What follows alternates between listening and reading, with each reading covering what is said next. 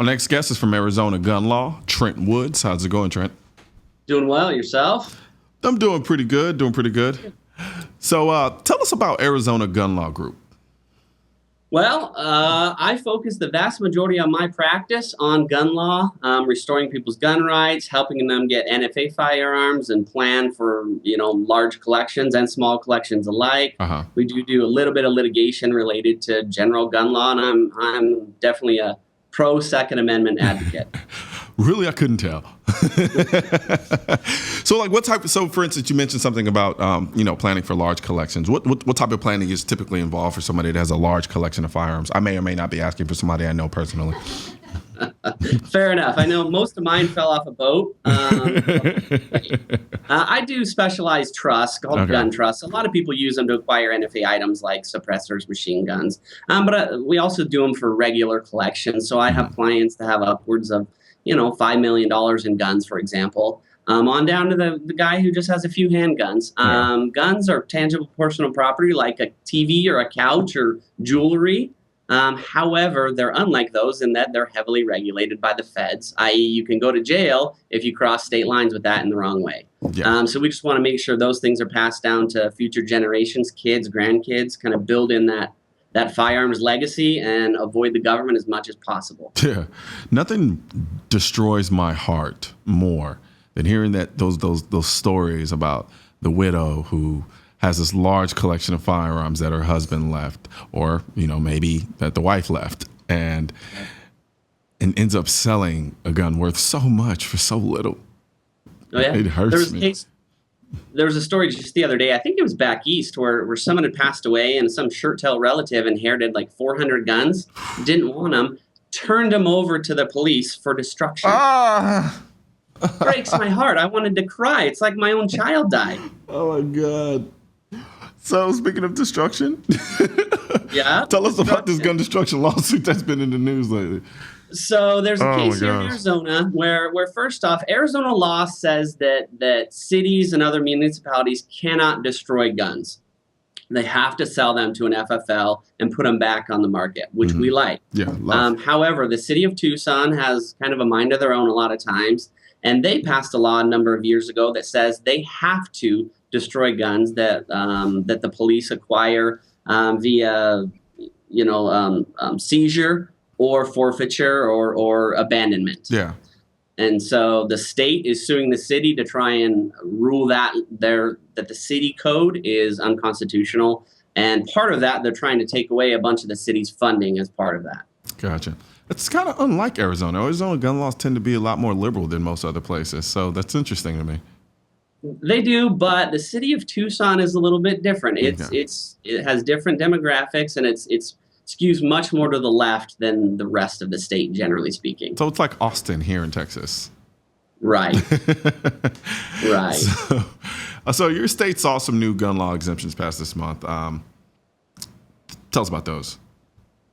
I'm not sure. Which exemptions are you talking about specifically? Like public spaces.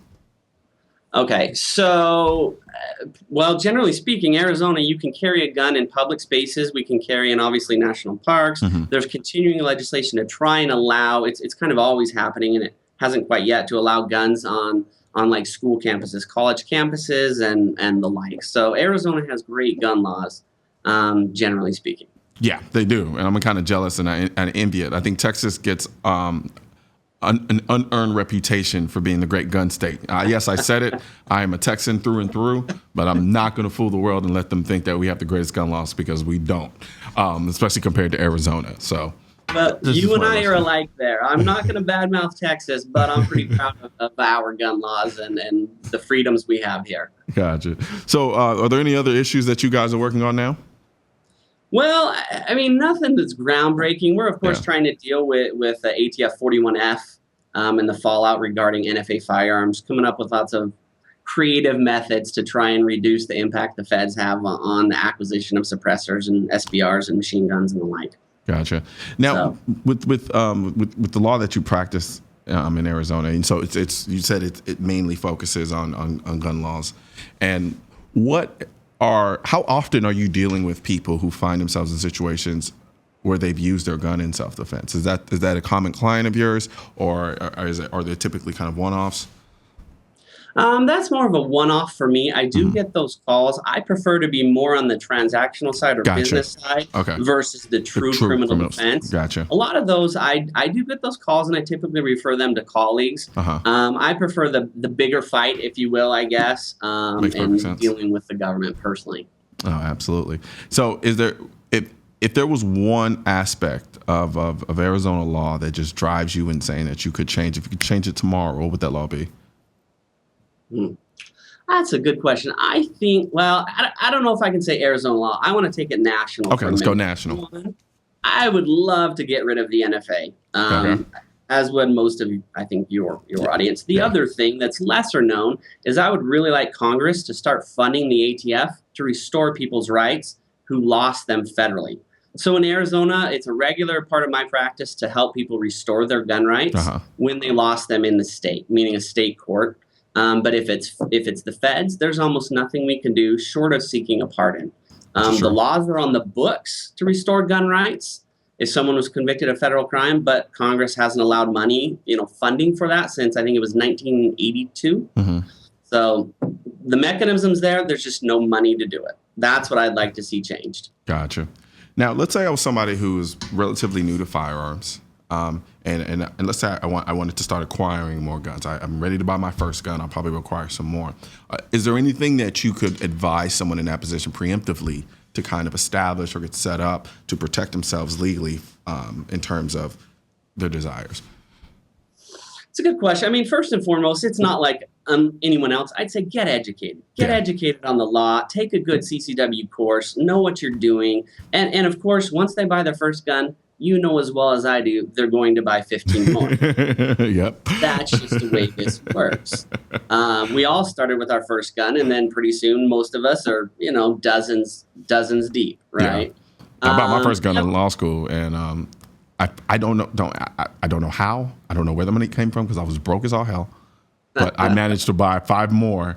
And I think I was trading them. I think that's what was happening. I'd buy one, and then I'd trade it onto another one, and then trade it for another one, and trade it for another one. So, yeah. But go ahead. I'm sorry to be No, I appreciate it. My story's not unlike yours. My first gun was a Springfield XD9. Right after that, I got my first AR-15, and then my next 2 guns were AR-10s. Wow. So I jumped up. I jumped up the ladder pretty quick, and I was hooked. One was an AR-10 in .308, and one was an AR-10 in .300 short action ultra mag. Well, you were not playing games. I know, right? I told you. Once I was hooked, I was an addict. Yeah. And from there, it went down. Got a lot of the guns. Started getting the NFA stuff. Got my first NFA stuff before law school. I acquired quite a bit more in law school. Just I don't know how I did that either. Yeah, right. I don't want to raise too many red flags. Don't worry. We're here. We're here, man. No one else is watching. It's between the 2 of us, right? Since then, it's just gotten more and more, and I'm just really hooked on the NFA stuff, SBRs and suppressors and machine guns, and I'm looking at a new AOW right now, and some fun stuff. Yeah. So really quickly, about a minute left. For somebody who wants to start getting into NFA stuff as well, a lot of people are confused about how to go about, starting to acquire NFA items. What would you suggest for them? Well, a gun trust is still the right vehicle, despite the new 41F changes in last July. So first, set up a trust before you buy your NFA items. Get a good quality trust, and then you're going to purchase those items in the name of the trust. The reason a trust is the best is because it's a legit estate planning tool to make sure your guns go to who you want and not to the police who's going to destroy them. But then 2, we can share the NFA items easier, right? The spouse, the friends, the family, we can share. One of the cool things I'm working on right now that I'm just rolling out is a single-use trust. So we use that trust one time. So only the person buying has to do the fingerprints and photographs, and then we're going to kind of roll that out pour over into their bigger trust. So every time they buy a new item, we create this new single-use mini trust. We can amend it after to add their spouse or friends or family. So none of those other folks will ever have to do fingerprints and photographs, but they can still possess the NFA items. Gotcha. Yeah. Well, playing games. Yes, sir. Well, thank you very much, Trent. It was an absolute pleasure. And awesome. Likewise. Absolutely. And hope you have a good one. Okay. Thanks. You too. All right. So that's going to be it for Seeing Live today. Thanks to all my guests and to you for watching. We'll be back tomorrow at 5 p.m. Eastern on NRA TV. Hope you will too.